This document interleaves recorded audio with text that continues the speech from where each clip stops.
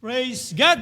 Ano? At, mapagpalang umaga po sa bawat isa. Ano? At, kung saan sulok ka man ng mundo. At, pinagpala po kayo ni Lord. Amen?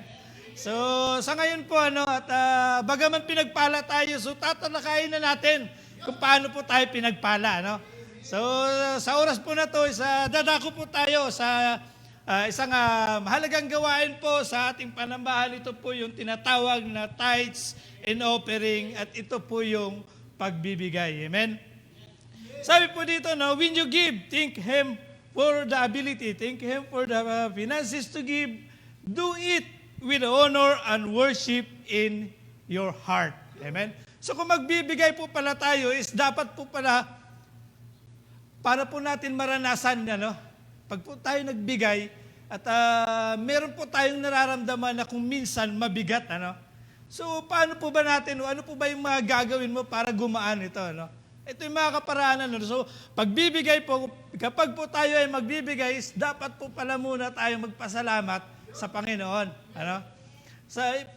magpapasalamat po tayo sa binigay niya, na kakayahan, kakayahan at saka yung finances po natin na nasan, na bagaman dito po sa part po na to, dito po tayo nagkakaroon ng kahirapan, Kumbaga pagdating sa finance, sa pananalapi ng ating buhay, dito po natin nararanasan yung gipit, na kung paano parang hindi tayo mapagbigay ng maayos dahil po dito sa finances. Pero sabi po dito, bago po tayo magbigay sa Panginoon, dapat po tayong pasalamat sa Kanyang abilidad na ibinibigay sa atin at sa sa pananalapi na sinusupply niya po sa ating buhay.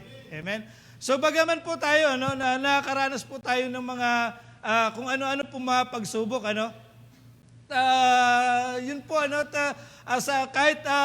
kahit po sa buhay ni Job, hindi lang naman po tayo, hindi lang naman po tayo nakakaranas ng mga pagsubok, katulad ko po, ilang buwan po ako hindi sumahod, Tapos meron po dito na yung kumpanya nila parang floating ng kung mangyayari na nito, So ito po yung mga pagsubok na sinasabi po ni Job na hindi lang po tayo sa masaganang pagpapala magpapasalamat, bagkus magpapasalamat din po tayo sa paghihirap na ibibigay po sa atin. Amen?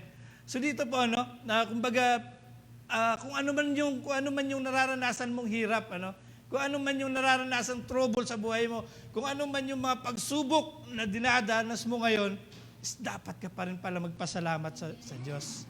Amen?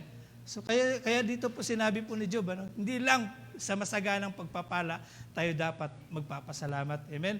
God gave us our resources to serve and bless other, and we adopt the stance it become easier to be open-handed with money. Amen? So dito po, binibigyan po tayo ng Diyos ng mapagkukunan, Subalit, kung isipin po natin, nangyari po sa atin sa Pilipinas, gaya po na sinasabi nila, Coach, pila, ang haba ng pipila ka sa agency, tapos wala kang kasiguraduhan na matatanggap ka, tapos ang nangyari nga, natanggap ka nga, napunta ka nga rito, pero may panibagong trouble ka pala sa buhay, may panibagong pagsubok pala sa buhay, So yun po, sabi po dito, God give us resources, to serve and bless other, So dito po, isipin po natin na pinadala po tayo ni Lord dito dahil may purpose. Amen? Hindi niya po tayo pinadala rito para pahirapan. Amen? So kung dito po,